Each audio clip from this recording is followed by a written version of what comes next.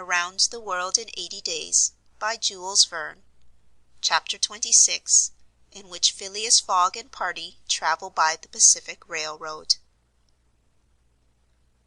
From ocean to ocean, so say the Americans, and these 4 words compose the general designation of the great trunk line which crosses the entire width of the United States. The Pacific Railroad is, however, really divided into 2 distinct lines: the Central Pacific, between San Francisco and Ogden, and the Union Pacific, between Ogden and Omaha. 5 main lines connect Omaha with New York.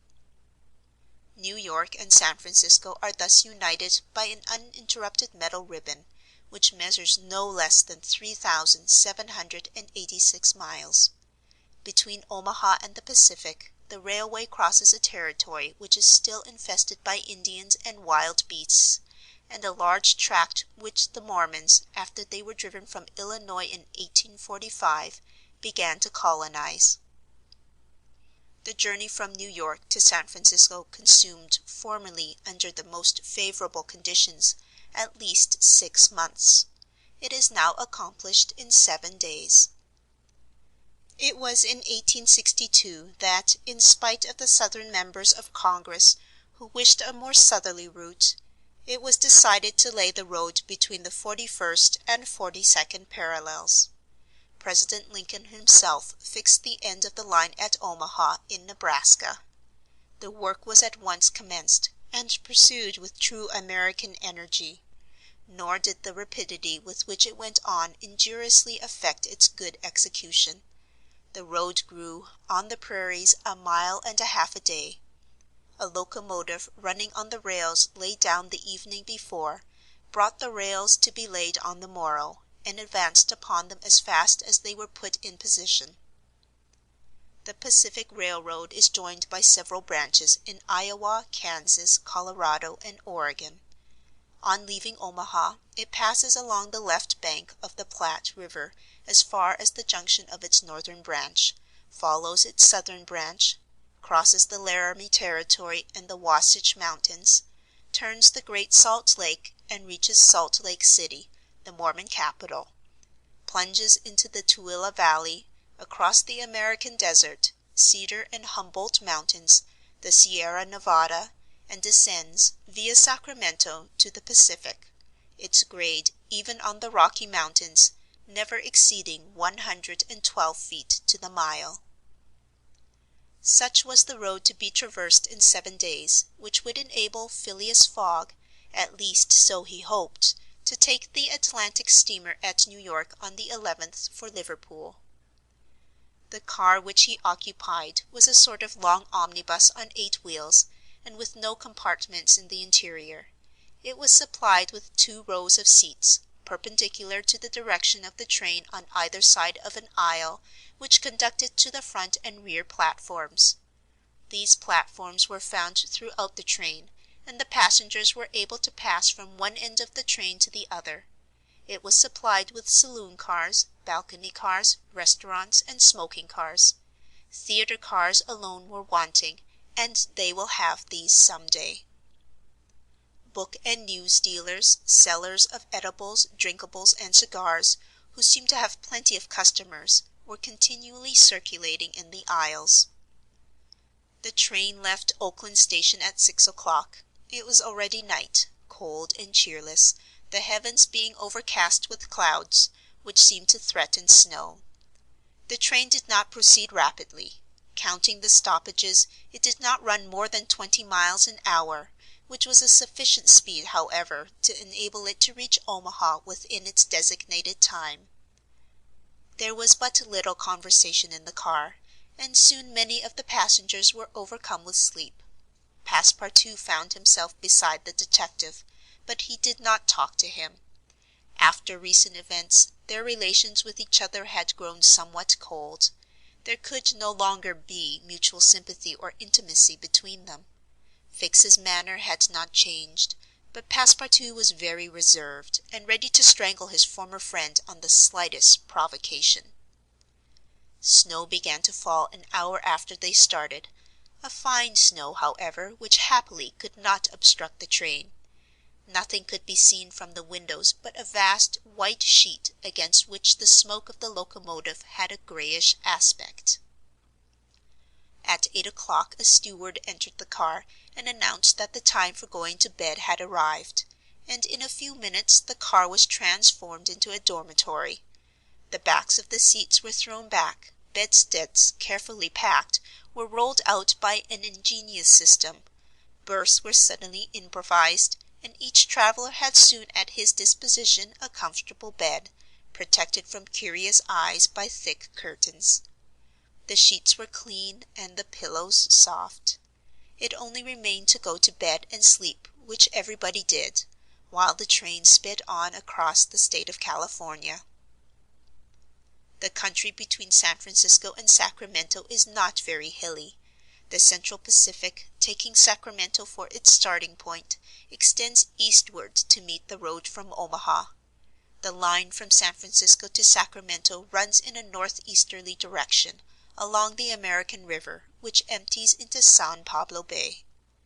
The 120 miles between these cities were accomplished in 6 hours, and towards midnight, while fast asleep, the travelers passed through Sacramento, so that they saw nothing of that important place, the seat of the state government, with its fine quays, its broad streets, its noble hotels, squares, and churches. The train, on leaving Sacramento and passing the junction, Rocklin, Auburn and Colfax, entered the range of the Sierra Nevada. Cisco was reached at 7 in the morning, and an hour later the dormitory was transformed into an ordinary car, and the travelers could observe the picturesque beauties of the mountain range through which they were steaming. The railway track wound in and out among the passes, now approaching the mountain sides, now suspended over precipices, avoiding abrupt angles by bold curves, plunging into narrow defiles which seemed to have no outlet. The locomotive, its great funnel emitting a weird light, with its sharp bell and its cowcatcher extended like a spur, mingled its shrieks and bellowings with the noise of torrents and cascades, and twined its smoke among the branches of the gigantic pines. There were few or no bridges or tunnels on the route.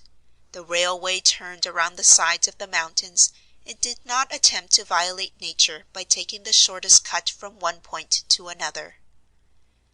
The train entered the state of Nevada through the Carson Valley about 9 o'clock, going always northeasterly, and at midday reached Reno, where there was a delay of 20 minutes for breakfast.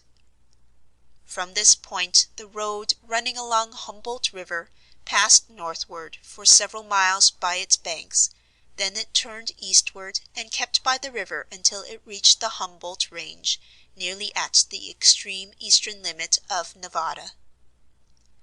Having breakfasted, Mr. Fogg and his companions resumed their places in the car, and observed the varied landscape which unfolded itself as they passed along the vast prairies, the mountains lining the horizon, and the creeks with their frothy foaming streams.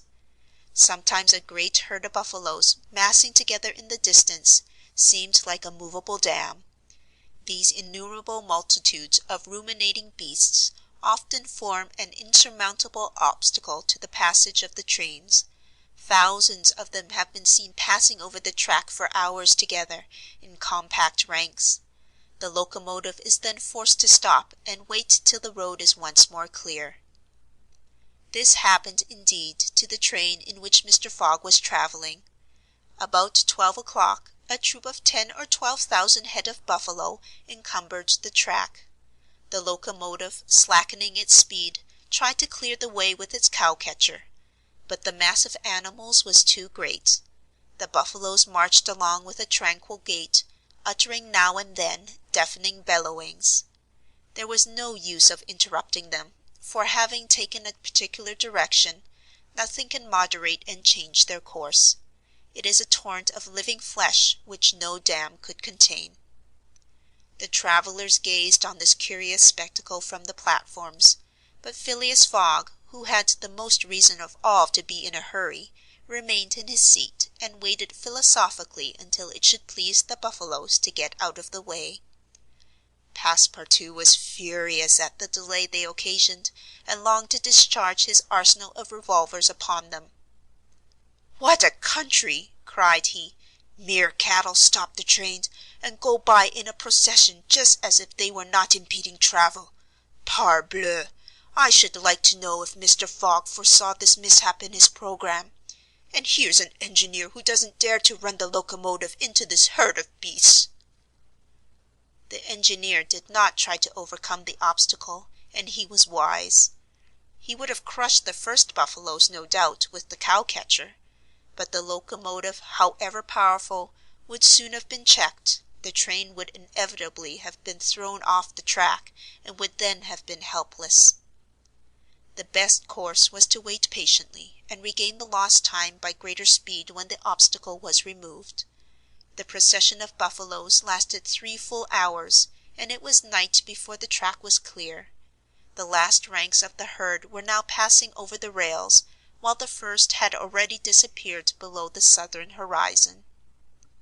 It was 8 o'clock when the train passed through the defiles of the Humboldt Range, and half past 9 when it penetrated Utah, the region of the Great Salt Lake, the singular colony of the Mormons. Chapter 27.